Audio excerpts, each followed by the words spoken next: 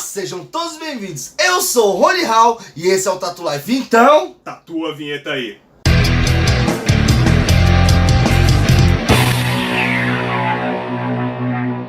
eu quero lhe dizer que se você for um Tatu Lover, você já vai tatuar dando aquele like logo no começo do vídeo, vai se inscrever no canal, vai acessar o iCard, vai me seguir nas redes sociais e vai marcar o sininho. Marca o sininho que é muito importante na vida de Rony Hall. Vamos nessa. Bom, galera, estamos aqui novamente com meu amigo Marcelo Gata, psicólogo aqui, que a gente já trouxe aqui no canal, tá? A gente já abordou alguns temas aí e hoje eu trago um vídeo novo e bem interessante pra vocês. Bom, mas antes da gente começar aí o tema do vídeo, mais uma vez se apresente pra galera que não te conhece, fala um pouco sobre o seu trabalho, deixe suas redes sociais aí, a palavra é sua. Fala aí, galera, tudo bem? Eu sou o psicólogo Marcelo Gata, eu sou psicólogo clínico, educacional, palestrante e agora autor, né? Escrevi um livro recentemente que a gente vai estar lançando no final desse mês, né? Os meus contatos basicamente são todos o mesmo endereço, o Gata Psicologia. No Instagram, no Facebook e no YouTube, pode procurar que você vai me encontrar lá. Na descrição tá todas as redes sociais aí, todos os contatos dele profissional, então vai ser fácil achar ele. Então, Marcelo, o que a gente veio fazer aqui hoje? Vamos falar sobre o que nesse vídeo? Então, Rony, da última vez que a gente fez o outro vídeo, a gente ficou pensando sobre alguns temas, né, que seria interessante, até a galera comentando, né, fala sobre depressão, fala sobre ansiedade. E esse mês, eu não sei se o pessoal sabe, mas tá rolando o Setembro Amarelo. E o que é o Setembro Amarelo? Lá nos Estados Unidos, no ano de 1994, o casal Dale e Darlene Amy tinham um filho que tinha 17 anos. O Mike. E o Mike tinha comprado um Mustang que ele pintou de amarelo, ele reformou todo bonito. E eles não sabiam que o filho deles sofria de depressão, estava sofrendo de uma série de episódios depressivos e o garoto infelizmente acabou se matando, né? Cometeu suicídio. E no velório dele, eles distribuíram uma fitinha amarela, né, com os dizeres: se você precisar, peça ajuda. E a partir daquele momento eles começaram a fazer uma campanha, né, que se tornou uma campanha mundial, sim, do Setembro Amarelo, de evitar o suicídio através da fala, através da escuta e prevenir, né, valorizar a vida. Então isso é muito importante. E aí, pensando nessa temática, a gente falou, pô, por que não falar do tema que mais apareceu nos comentários, né? Do Setembro Amarelo, né? Então é assim, eu tava já preparando esse vídeo pra vocês, porque já tinha os comentários, entramos no mês do Setembro Amarelo, vimos muitas campanhas por aí, e hoje a gente vai falar o que? Uma pequena parte da correlação que tem a tatuagem com depressão e depressão que pode ou não levar ao suicídio. Então eu achei interessante trazer aqui pra vocês, porque eu sei que muitos podem se identificar.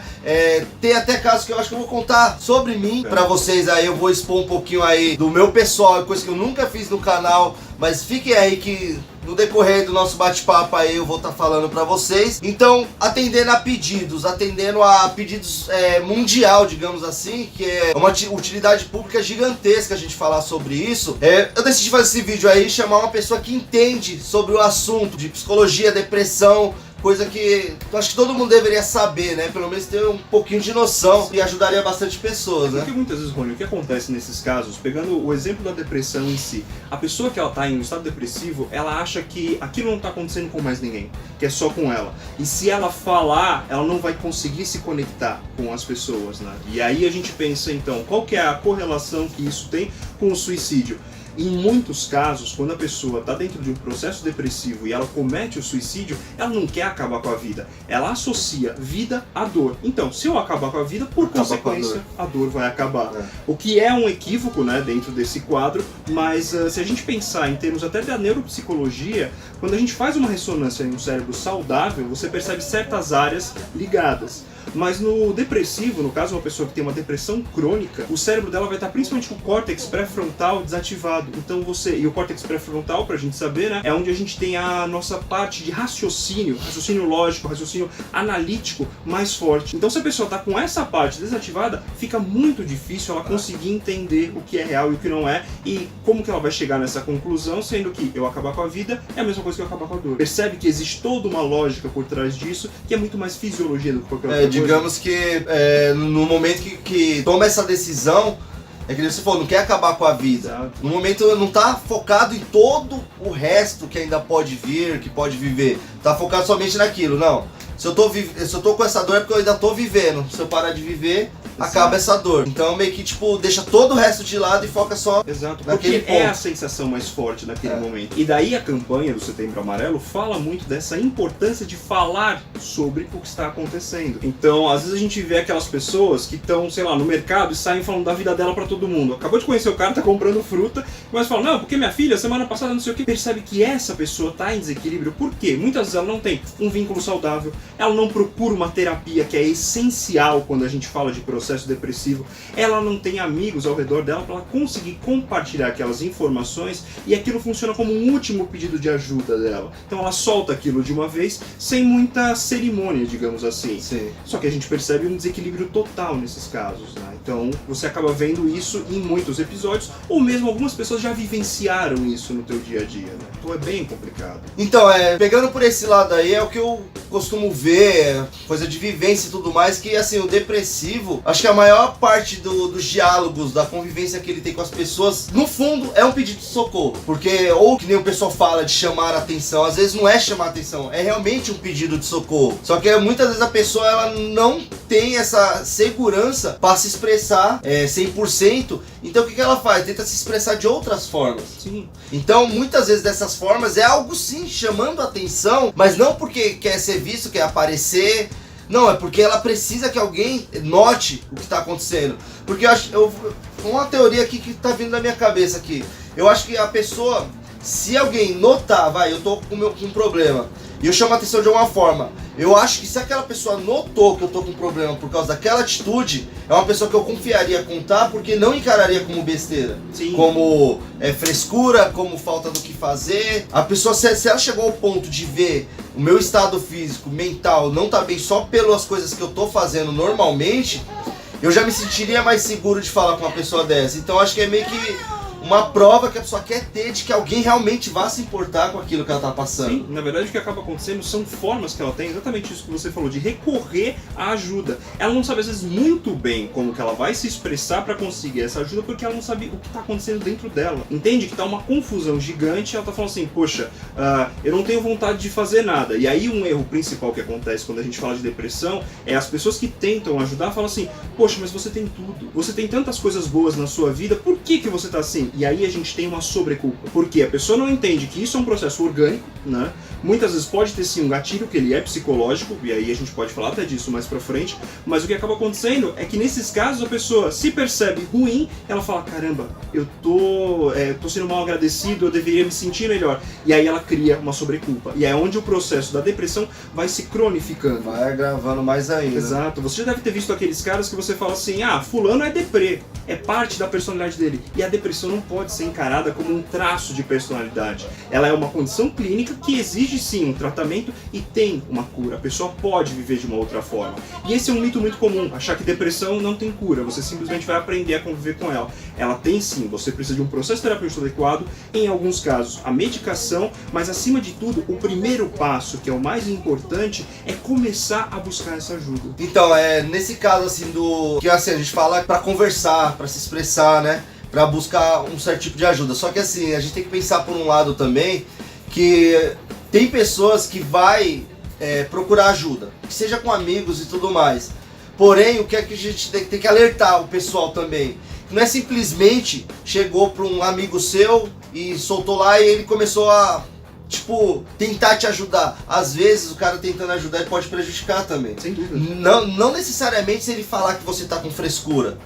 Mas você chegar lá e o cara tentar, não, é meu amigo, eu vou tentar ajudar, porém ele não tem informação pra isso. Sim. Então, o que eu sempre indiquei quando eu entro nesse tema, me corrija se eu estiver errado, uma das primeiras coisas que eu posso falar pra pessoa, seja forte e procura ajuda profissional. Eu já falei isso pra algumas pessoas que vieram recorrer a mim, me encararam como uma pessoa que elas viram uma confiança e eu poderia ajudar de alguma forma. E tem gente que pode até encarar que eu não quis ajudar ou não ajudei, mas eu acho que é o melhor conselho.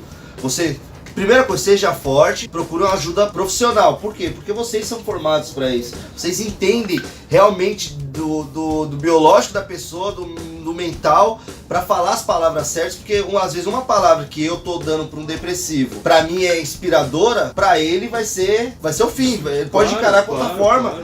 Ou até como um incentivo, de repente, para fazer alguma coisa. Sim. Então, é muito importante frisar isso daí, que às vezes um conselho bom ao seu ver é um conselho tóxico pra pessoa, porque o que tá passando na sua cabeça vai ser diferente da cabeça dela. Totalmente. Como ela vai encarar aquilo que você tá falando. Então a gente tem que ficar muito esperto com isso, que tem gente que... Eu já teve polêmicas que ocorreu na internet, eu não preciso citar, de pessoas que foram falar sobre pessoas depressivas que têm problema e acabou falando coisa que pra ela não teve problema, mas que gerou um caos ali na internet, porque eram palavras que eu sem entender, eu já vi que não eram corretas para se falar para uma pessoa que está encarando esse tipo de doença, que sim, é uma doença, é um problema que você tem no seu corpo, é uma doença, tem que ser tratado, assim como qualquer outra doença, sim. Entendeu? O que acaba acontecendo nesses casos é que a gente percebe que o amigo, ou às vezes quem está ali do teu lado, ele está com a melhor das intenções, mas ele acaba falando alguma coisa que não é muito propícia naquele momento, ele não faz o trabalho principal que um psicólogo faz, que é o que? A gente conseguir se distanciar do julgamento, porque às vezes se o cara tá com a esposa, ou a mulher tá com o marido, e ela pensa, poxa, se eu falar isso vai me gerar uma consequência lá na frente, ela começa a se envolver dentro do caso. Então o que vai acontecer é que a pessoa não consegue dar um conselho que ele é imparcial. Ela não consegue pensar em termos de ouvir o que aquele indivíduo realmente está falando, ou muitas vezes ela está mais perdida que o outro cara. Então é quando a gente vê o cara chegando para falar com alguém que ele sente confiança e a pessoa fala assim, poxa, semana passada eu estava gripado, nossa, na semana retrasada eu quebrei o braço. Então a pessoa parece que está sempre pior que ela. Então, nesse caso, são dois depressivos que precisariam de ajuda tentando se ajudar. E não vai funcionar. Até porque, assim, se você vai falar com um amigo sobre, é que eu ando sem vontade de sair, por exemplo, porque está num estado depressivo. Se é um amigo, ele tem uma intimidade, às vezes ele já pode levar pro lado pessoal, mas ele saía comigo. Exatamente. Então por isso que é bom a imparcialidade. Porque a pessoa começa a falar assim, mas eu também, mês atrás eu também tava sem vontade de sair. E é o que você falou, aquele negócio de falar, mas você tem tudo. Às vezes na cabeça dele tá ajudando, falando que tem tudo. Não, vou falar isso porque ele vai falar, pois é, eu tenho tudo, vou ficar bom. Exato. E não é. E a pessoa fala, caralho, eu tenho tudo mesmo. Sim. E tô sendo mal agradecido, pode piorar. Exato. Entendeu? E falando, a gente falou um pouco aqui sobre a depressão no geral, agora por vocês aqui, que eu sei que, vocês amam tatuagem, a modificação corporal, e acredito sim que infelizmente, é uma taxa alta na população de pessoas que têm traços depressivos ou de vários níveis, né? Uhum. E acredito que aqui possa ter também. Sim, sem dúvida. Então é interessante falar com vocês sobre esse caso e falar também sobre a tatuagem. Qual a correlação que tem tatuagem e depressão, tanto pro lado ruim quanto pro lado bom, quanto dos níveis de superação, que a gente falou no último vídeo também, de pessoas que estavam com sintomas de depressão por causa de tatuagem e acabou melhorando depois de fazer uma sessão de tatuagem, de cobrir uma tatuagem desejada. Então a gente vai trazer um pouquinho desse tema pra vocês também. Então, exato, Rony. Se a gente fosse pensar sobre isso, tatuagem é o quê? Linguagem. Aí, ó, o rapaz aprendeu. A gente falou sobre... quando eu tô com alguém no canal, eu nunca lembro que lado é o arcard, tá? Então, algum lugar aqui em cima, aqui, vai aparecer o vídeo que a gente já gravou falando sobre tatuagem. Se ela é linguagem ou não, tatuagem, se ela é identidade ou não, vai descobrir tudo no iCard, tá? Legal. Então, e aí o que acontece nesses casos? A tatuagem, ela vai ser uma forma que a pessoa tem de expressar aquilo que tá na mente dela, né? Que a gente fala da subjetividade dela. Então, se às vezes o cara, ele é agressivo ou ele é autodestrutivo, você consegue ver isso no tipo de tatuagem que ele tem. Então ele quer uma tatuagem agressiva, ele quer uma tatuagem que mostre aquilo que ele é. Ou então o contrário, às vezes a pessoa tem uma idealização sobre algo que ela gostaria de ser, mas ela não sente essa força dentro dela. Então eu vou desenhar aqui alguma coisa que eu me sinta bem, que faça evocar essa imagem do que eu quero ser, e aí eu vou estar mais perto daquele cara que eu gostaria de ser. Sim. Então, se isso não tiver em equilíbrio, fica muito difícil. Tatuagem é arte. A arte, ela pode ajudar a gente a superar uma situação, ela pode ajudar a gente a expressar uma condição também e falar um pouco sobre a nossa história, falar o que está acontecendo através das marcas que a gente traz no corpo. Infelizmente, algumas tatuagens podem acarretar numa depressão. Tatuagens mal feitas, tatuagens que você se arrepende. Então tem uma ligação. Eu vivo me expressando em forma de tatuagem, mas como eu falei aqui, é a primeira vez que eu falo sobre isso aqui no canal. Legal. Ele já conversamos bastante.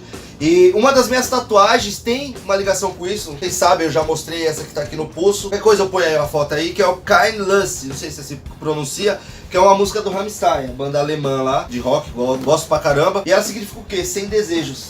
Uhum. A letra, ela fala isso inúmeras vezes. Tipo, eu não tenho desejos de fazer tal coisa, eu não tenho desejos de não sei o que. A música é quase tudo isso. O clipe são os integrantes estavam com maquiagens e roupas para deixarem obesos. Uhum. Então demonstrava isso, pessoa sem desejo, que não tava mais ligando para nada, e eu tava numa fase na minha vida onde eu estava com crises de depressão e tudo mais, e eu precisava expressar. Eu não me sentia confiante para falar com ninguém, eu não me sentia confiante para procurar ajuda profissional. Que é uma parte mais complicada. É o mais complicado, realmente. Eu já declarei várias vezes na época, falei, o que uma pessoa desconhecida vai me ajudar? Exato. O que ele vai saber da minha vida? Isso aqui é ter formação profissional, mas eu desmerecia, me sinto culpado por isso, porque hoje eu tenho outra visão, entendeu? E foi uma forma que eu me expressei e me ajudou. E é uma parada assim que é meio louca, porque assim, eu estou colocando algo, declarando que eu não tenho desejo e acabou me ajudando. Sim. De certa forma eu estava realizando um desejo de claro. fazer a arte. É contraditório. Contraditório, mas por quê? Quando a gente fala da depressão, as pessoas acham que depressão é só tristeza ou é vontade de não fazer nada. E não funciona dessa forma. A depressão ela tem uma série de outros fatores que vão contribuir para esse quadro como um todo. Você estava citando a música do Rammstein, por exemplo. Sim. Quando você fala de não sentir desejo, não sentir vontade, não sentir força, a depressão está associada a isso.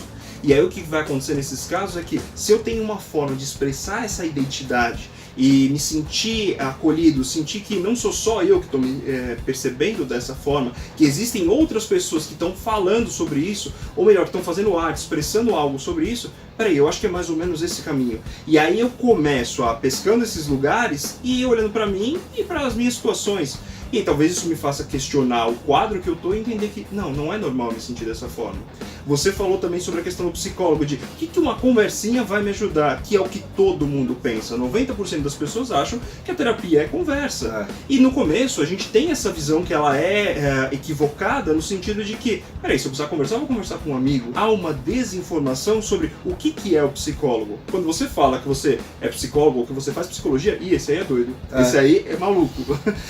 Não, isso acontece muito. Exato. Quando fala assim, tem uma pessoa que vai, na época de rolê, a pessoa loucona, foi fazer psicologia, já esperava. Já era louca no rolê. Exato. E aí é exatamente o ponto contraditório que você estava falando sobre como que essas duas coisas se ligam. Muitas vezes, e isso é até uma recomendação que eu faço, quem precisa de ajuda não tem que fazer psicologia, tem que procurar terapia. Sim. Entende? Que é o trabalho de autoconhecimento. Se depois, daquele momento, você fala assim, poxa, eu tenho paixão pela existência, eu tenho paixão pelas questões humanas, vai fazer psicologia porque vai conversar legal contigo. Sim. Mas esse estereótipo, ele não pode acontecer por conta de um viés que ele é torto, vamos colocar assim, porque a pessoa não sabe se ela deveria procurar ajuda ou se ela deveria se autoajudar. Entende como fica complicado isso? Porque até as pessoas falam assim, eu sou meio retardado mesmo, então eu vou fazer psicologia, porque eu posso me autoajudar. Eu sou louco, né? É exatamente o que as pessoas pensam. Eu já vou ter formação profissional, vou entender tudo, então eu entendendo tudo da psicologia, eu vou saber me tratar. E aí uma metáfora simples que fica aqui. Como que você quer ser salva-vidas se você não sabe nadar? Percebe? Exatamente. Que a gente está falando de saúde mental, e saúde mental é extremamente importante para conseguir estabelecer um quadro que ele seja estável e a pessoa consiga se perceber do eu quero fazer psicologia, eu quero fazer engenharia, eu quero fazer qualquer outra coisa que for, mas as minhas motivações não partem de um quadro depressivo ou de um quadro ansioso. Até porque pra você, que nem você falou, o melhor é o quê? A imparcialidade. Totalmente. Agora imagina você com você mesmo. Total. Você é o cara que mais se conhece. Então com certeza você deixaria, tudo que você aprendeu da psicologia influenciar na sua decisão com você mesmo. Exato. Então ela precisa sim procurar ajuda profissional antes de entrar pro ramo e tudo mais, né? Por isso que a gente fala que a psicologia ela funciona em termos de 3 pilares, que é o quê? A psicoterapia, que o terapeuta vai fazer, ele precisa da supervisão, que é uma forma que a gente tem de olhar o quadro que está acontecendo ali de fora, e a terapia do próprio terapeuta. Porque se ele não conseguir fazer essa desmisturação e entender o que está acontecendo ali, ele vai se perder dentro do caso do cliente. Entende? Então, e aí, aproveitando o gancho aí, sobre tatuagem também. Eu já passei algumas situações aqui no estúdio, que nem eu já falei em outro vídeo, que o cara tinha tatuagem no braço e tava mal. Depois que eu fiz a tatuagem, o cara deu uma melhorada. Vamos falar um pouco, saber agora do lado psicológico, o que realmente acontece na cabeça da pessoa quando de repente, vou dar alguns exemplos que eu vejo no estúdio que acontece e podem ser motivos, né? Pode ser um gatilho pra isso. Tatuar nome de namorado que depois termina. Fazer uma tatuagem que ficou mal feita com um profissional que não é bom, a pessoa se arrepende. Fazer uma tatuagem grande, uma cobertura, que são os lados bons, né? Fazer uma remoção a laser. O que acontece na mente da pessoa envolvendo esse tipo de coisa, tatuagem de arrependimento. Teve uma cliente que veio aí, ela fez uma tatuagem que ela não gostou, ela fez uma cobertura que ela não gostou, ela fez remoção a laser que ela não achou satisfatório o resultado, ela fez branding, queimar a pele que não é confortável. e veio aqui, eu aconselhei ela a continuar com as sessões de laser pra gente tentar recuperar isso. Assim, é um caso normal de arte aqui que a gente tá falando, mas se for uma pessoa que tem um quadro depressivo, poderia acarretar muita coisa ruim. Tipo, todo esse processo pode levar muito dinheiro, pode levar muito tempo. Então eu quero que você passe pra eles o que realmente acontece no nosso psicológico nesse tipo de caso. Claro, você tá me citando esse caso e você falando assim, se fosse um quadro depressivo poderia ser muito pior. Mas quem garante que ela não estava dentro desse quadro? Por isso que eu falei, se for, porque eu não tenho certeza, não tenho assim, A pessoa ela vai pegar alguma coisa que expressa uma identidade, né, como você tá falando da arte, que é a tatuagem, e ela vai começar a achar que aquilo é a solução para os problemas dela. E quando ela faz uma tatuagem, ela percebe que não foi, ela vai tentar fazer outra, ela vai tentar queimar, ela vai tentar tirar, ela vai tentar... Só que se ela der um passo para trás, ela vai perceber que assim, a tatuagem está sendo utilizada como um sintoma de algo que está acontecendo dentro dela. Se ela não buscar o equilíbrio, a tatuagem vai expressar isso de uma maneira torta. Se ela não buscar o autoconhecimento e entender o que está acontecendo dentro dela, pode ser tatuagem, pode ser modificação corporal, pode ser piercing, pode ser qualquer outra coisa que a pessoa vai estar colocando ali como forma de demonstrar uma expressão daquele desequilíbrio que ela está passando. Então, que nem como eu citei, né, do meu caso aqui, coisas que vocês, muitos não sabiam, só quem era mais próximo. Uma das formas que eu sei que sempre me ajudou foi realmente as tatuagens, por ser linguagem, por ser identidade e tudo mais. Tatuagem no rosto, que o pessoal vê que agora eu tô me libertando de uma certa forma, eu tô expressando, porque eu adoro, eu amo tatuagem no rosto, já conversei com minha mãe, que ela é meio contra assim, mas ela me entende, isso é muito interessante. E isso é algo que me faz bem. Então eu sei que isso aqui é um gatilho pro bom. Exato. Pra mim, pra ajudar a superar coisas, pra ajudar na autoestima, pra um conjunto, um pacote de sentimentos bons me traz a tatuagem no rosto. Mas lembra aquilo que a gente falou até no outro vídeo? Que às vezes o cara vai fazer uma tatuagem no rosto porque ele vem de uma família conservadora e ele quer atacar a família. Então a questão ali não é tatuagem, é uma questão que ele tem com a família. Se de repente você tá se expressando dessa forma e isso é algo que te faz bem, então é um gatilho positivo. Sim. Poderia muito bem ser isso daí, minha família não gosta, então vou fazer porque não. Que nem no meu caso, deixando bem claro, é porque realmente me faz bem. Não ligo se me olham torto na rua, não ligo de se falar, você tá feio, você é tão bonito, me faz... Não quero saber se eu sou bonito ou não, eu quero saber que isso aqui é o que eu quero ter pra mim. É o que eu quero ter pra mim e pronto. Dependendo do que pensa, do que não pensa, se vai chocar, se não vai chocar, isso me faz bem. Assim como qualquer outra parte do corpo, não tô focando só no rosto. Então, a tatuagem pra mim, ela me traz um sentimento bom. Então, e outra coisa também, sem querer me cortar, tem a parada de pessoas que se cortam, que eu preciso sentir dor pra isso, pra aquilo. Já vi pessoas falarem também de que usa a tatuagem, a dor da tatuagem, no tanto vídeo que eu falei sobre tatuagem dói, porquê e tudo mais, que as pessoas usam a dor da tatuagem pra suprir essa necessidade de sentir a dor, por causa que tem depressão e tudo mais. Como funciona essa parte, assim, da questão de sentir a dor pra afagar essa dor da depressão? Na verdade, o que você está falando aqui, Rony, é a prática do cutting. O cutting, ele é muito comum, que é o cortar-se, né, dentro de um quadro, por exemplo, borderline, né? Mas isso pode aparecer em outros lugares também. Mas basicamente, se a gente fosse partir de um princípio da neuropsicologia, o que dá para entender é que o teu cérebro libera endorfina quando você sente dor. E a endorfina é como se fosse um analgésico natural.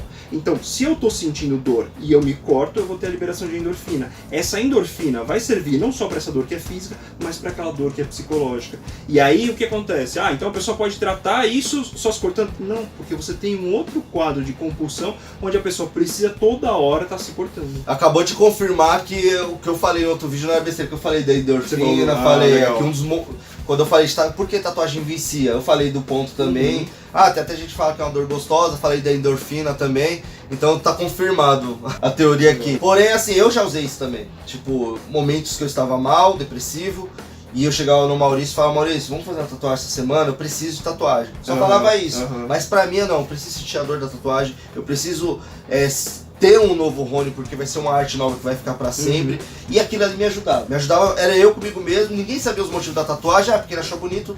Mas pra mim, aquilo ali era uma forma de escape do momento que eu tava psicológico, do momento que eu tava na minha vida que não tava bom.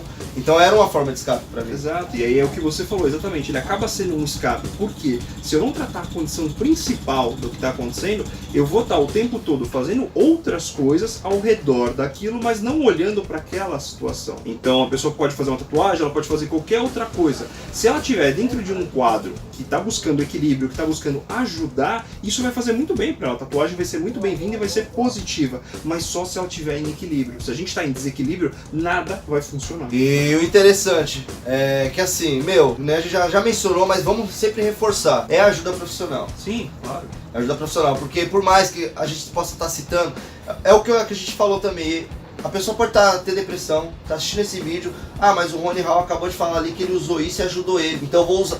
Não resuma o tratamento da sua doença por experiência de outra pessoa, porque ele fez uma tatuagem e deu certo, eu vou ficar fazendo um monte de tatuagem agora. Não, querendo ou não, qualquer pessoa que sofre com isso vai ter que buscar ajuda profissional, sim, tá? Não é porque a tatuagem me ajudou em alguns pontos, ou que comprar uma casa, ou comprou um carro, ou que fez uma viagem ajudou, que eu já não preciso mais de tratamento profissional. Então fica bem frisado isso que, sim, se você quer se inspirar em mim, até eu busquei ajuda. Se você tem algum quadro, vai ter que buscar ajuda sim. Bom, galera, e na real agora eu quero fazer tipo um apelo pra você que é novo aqui no canal, pra você que já me acompanha, se você sente que você possa estar num quadro depressivo, ou você tá com sintomas de depressão, não hesite, busque ajuda, sim, tá? Ajuda profissional. E eu não tenho nem o que falar porque eu tô com um psicólogo aqui do meu lado. É legal, Rony, como a gente tinha falado no começo, galera, procurem ajuda profissional. Vai ter o link das minhas redes sociais aqui embaixo, mas basicamente, o Gata Psicologia no Facebook, no Instagram,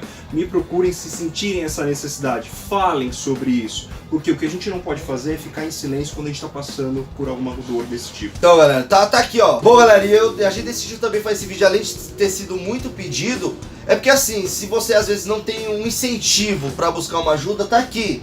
Eu tô mostrando pra vocês que não tem dificuldade, assim, no caso de buscar ajuda. É simplesmente você pegar, entrou em contato, e aí você vai conversar com ele vai te passar as coordenadas, o que deve ser feito ou não, e até agendar uma consulta.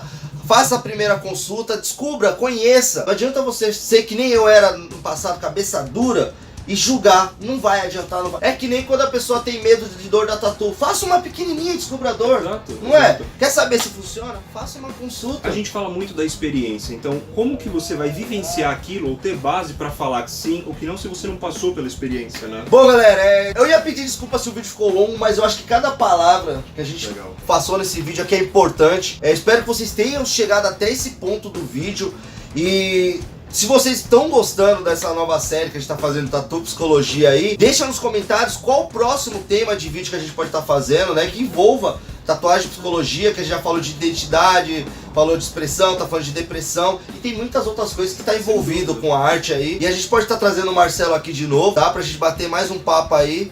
E tirando as dúvidas de vocês, o que puder ajudar, a gente vai estar aqui disponível pra vocês. As redes sociais dele tá aí, tá? Pode procurar ele. Vou deixar tudo aqui na descrição, tá? E vocês procurem ele lá. Por favor. Obrigado Sempre mais uma vez por ter vindo aqui no canal. As portas estão sempre abertas aqui pra você. E em breve também, você vai aparecer no canal aí quando a gente for fazer arte na pele também. Legal. Porque eu vou tatuar esse cara.